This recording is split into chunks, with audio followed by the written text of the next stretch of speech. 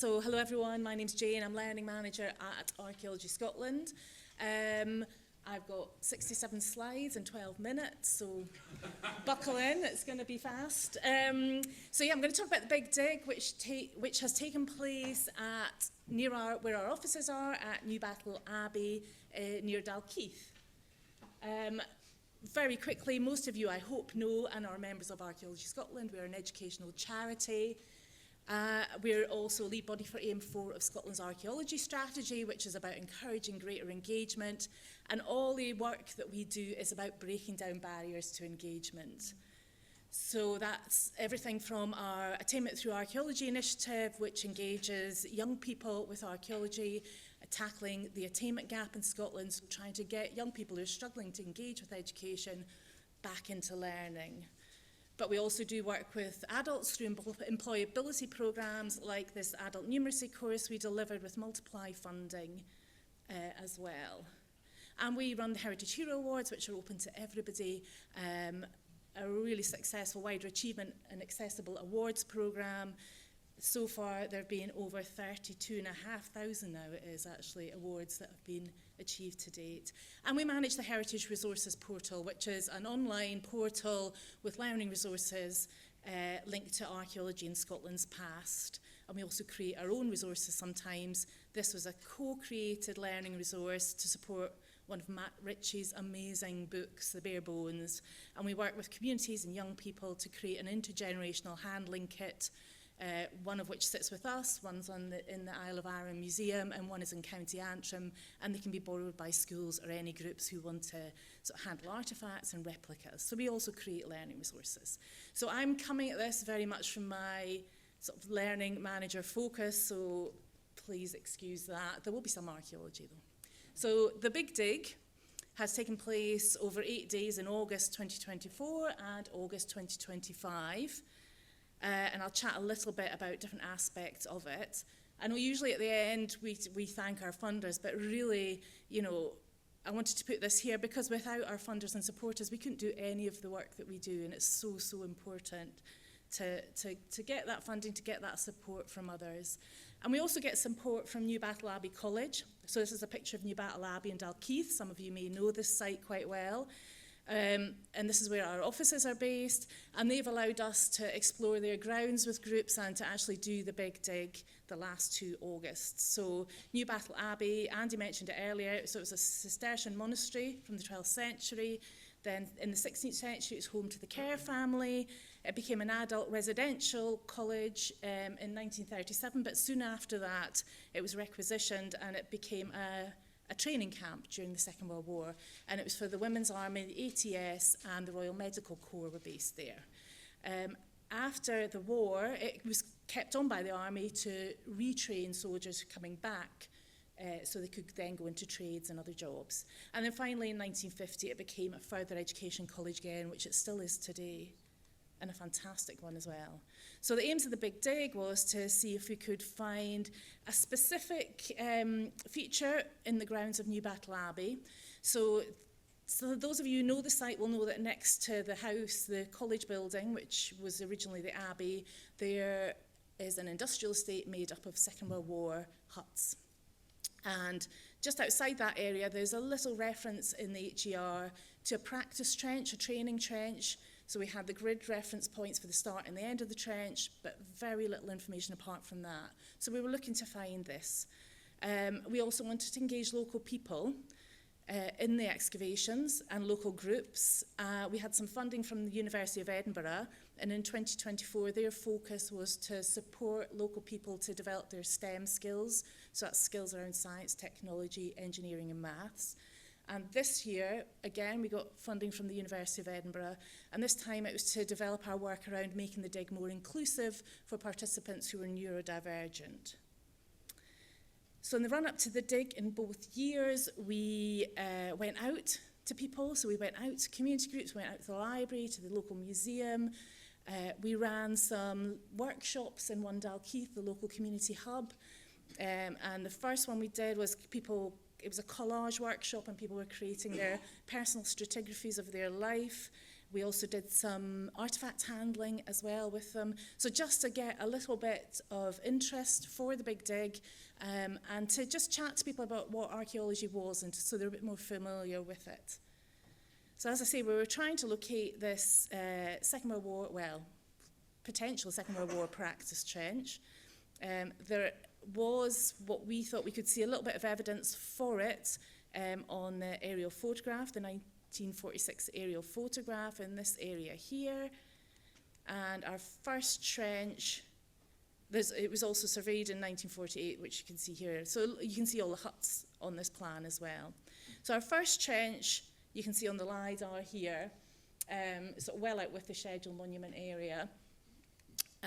But we could see on the LiDAR, although there were very few other references to it, you can kind of see the lumps and bumps there. So Trench 1 was in 2024, Trench 2 in 2025. And we were just trying to sort of define where this feature was.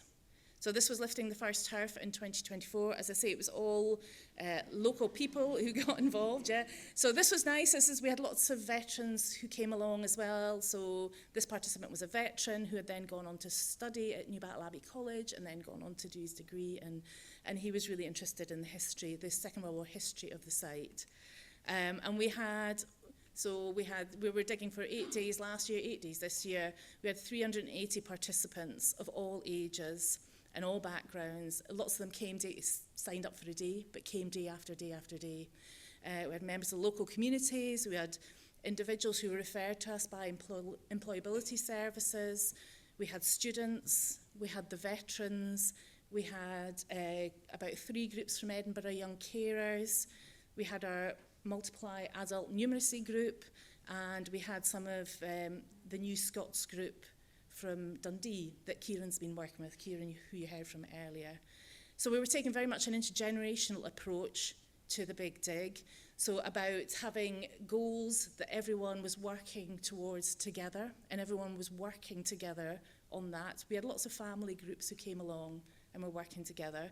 So our youngest participant was 2, and our eldest participant was, well, I mean, you don't like to ask, but you know, a lot of these folk were coming. I mean, look at that troweling. Yeah, that's the future right there. So, yeah, I mean, it's obviously very closely supervised, and we had lots of students as well. So we had students from Edinburgh, Glasgow, Aberdeen and St Andrews, and part of that was about, you know, some fieldwork experience, but also talking to them about community engagement as well. And it was nice that in the feedback, we had loads of feedback, but in the feedback, one of the students did say how nice it was to see all these different ages of people, different experiences of people, and everyone just working together. So for the first year, as I say, we had this sort of STEM focus. So not only did we have the dig, and we were highlighting how archaeologists use maths and science, and how the sites, so the World War II camp, you know, how people use technology in the past. But we also had other activities that we had in our big tent for younger kids to do. Once they got a bit bored with the troweling, they could go and do other activities based on the site. So this is the dining hall within that World War II training camp, which is now an industrial estate. So we had an activity with teeny tiny bricks, where we were it was sort of a scale model, almost a scale model of that dining room. But just other activities for people to engage with, to try and keep them there a bit longer and keep learning. So these were some of the other activities we did the first year, linking to the ATS, making periscopes, lots of different sciencey activities. So as I say, our participants were families. We had Edinburgh young carers who gave us 10 out of 10 for a fun experience. We had quite a few brownies who were doing their archaeology badge. And again, if you're doing archaeology projects, you know, and you want to get your local community involved, most of the brownies are looking to do their archaeology badge. So that was another nice one. We had Young Archaeologist Club competition winners from the National Young Archaeologist Club, but we also run Scotland Online Young Archaeology Group, and we had participants who'd only ever met online actually come and do a real dig. And these are our Multiply Adult Numeracy course participants, or some of them, who are very keen. And as I said before, some of Kieran's Dundee ESOL group, about 35 of them, I think, came down one day. So in terms of what we found, so we were looking for this practice trench that we had the endpoints for, and we opened up an 8 by 10 metre trench, and we found a practice trench. Well, we found a trench. And there are, at the bottom, there were 2 timber battens along the bottom, and there was some evidence that looked like there'd maybe been floorboards as well, boards along the bottom, but it was really, you know, the condition wasn't great at all, but that's what it looked like. And along the edge of the trench, we were finding small stake holes. This is the students here excavating and recording them.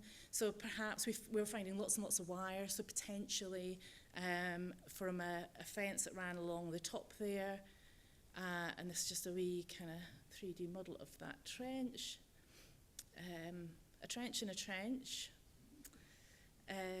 So yeah, this year when we went back, we were a bit further over, so we were looking to see if that feature continued, and it did. So we found the trench again, but there's a big bank running along the top of it, and we were finding lots of these features, sort of rusty iron pieces that were at certain intervals, and we kind of worked out that it was actually from estate fencing, and when we looked at some of the old maps, you could actually see that there was an estate fence running right along the site where we were.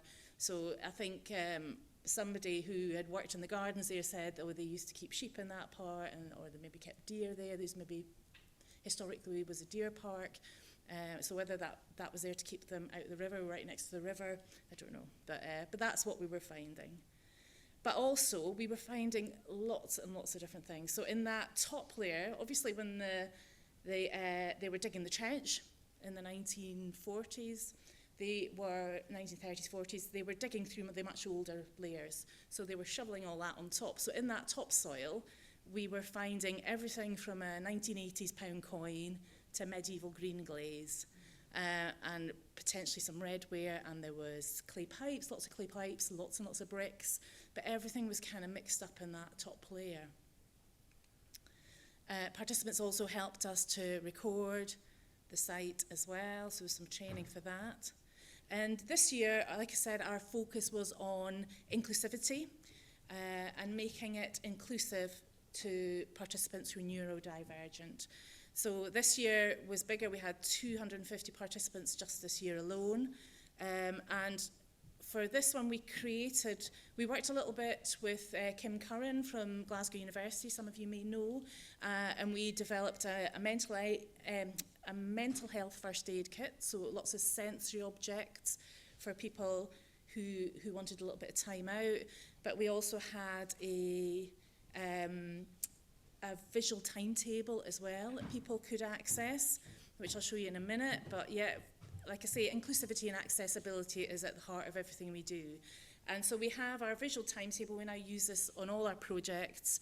So it outlines, you know, who the staff are on site, what their responsibilities are, so you know who to go if you want wellbeing support, you know who to go to for first aid, you know who to go to for health and safety, and we've got a timetable there, what will happen throughout the day, and some of the equipment we'll use is also there, so people know. And yeah, this guy obviously wasn't paying attention during the health and safety chat. How not to push a wheelbarrow. He was so keen, you couldn't get him away from the wheelbarrow. So ahead of the dig, we actually sent out social stories. So social stories are it's just like a kind of booklet that explains everything really basically and visually about what people should expect when they come. So very basic information about how to get there, about what time we will start, and not to worry if they're late, about who they will see on site, all the really essential information about where the portaloo is, and what you can and can't put in it. And yeah, what you might want to wear and what you might want to bring with you. And also, loud noises are very triggering for some people, so just a bit of a warning about what loud noises they might hear, and again, just some of the vocabulary that they will come across when they're on site. So we were also wanting to look at the 5 ways to well-being and how people's well-being was impacted by being involved. And again, lots of lovely feedback, particularly from some of the veterans who got involved. So you know, they're saying about how it helped with their mental health, with their PTSD, just by being in such a relaxed outdoor environment, learning something new and just taking their mind off the issues that they face day to day. And you always get some really enthusiastic participants. The greatest experience of my life, yeah. So, and this is, I can maybe squeeze in a 2-minute film. Oh, yeah. And so this is a wee film that Doug and James from Open Past did for us with the Dundee ESOL group. So I'll just quickly play this, because then you're actually hearing from some of the participants. So this is really the background to this is the amazing work that Kieran's done with New Scots in Dundee. And it is a film by Doug, and anybody knows Doug, it's pretty banging music, so it's a bit loud, but hopefully it's not too bad, and hopefully it'll play.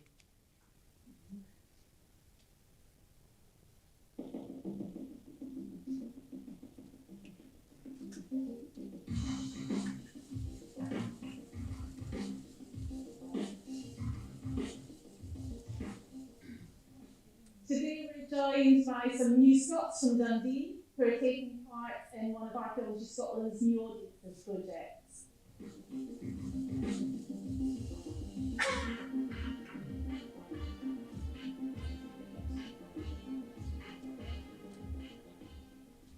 It's about building bridges between service providers and the audiences that need support. There is such a great opportunity available with archaeology and the New Scots, providing a very supportive and progressive learning experience for the community to be as authentic, fulfilling, and also allowing them to feel like they are positive contributors to society.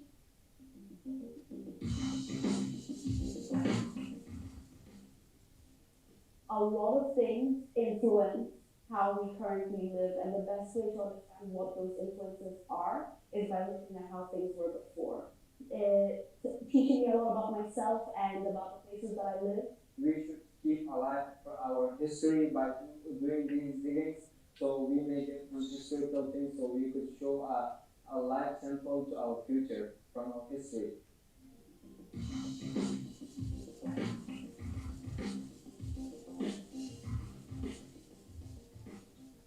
We've learned digital skills in archaeology, and then physical skills, and then writing skills, and then also data analysis. So archaeology encompasses a lot of things.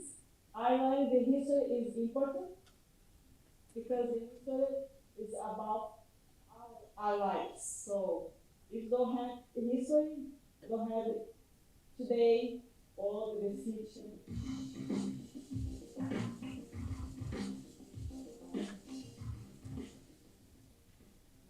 My favorite part is photo, because this is important for history. My favorite part is doing looks like this. Yeah. Yeah. Well.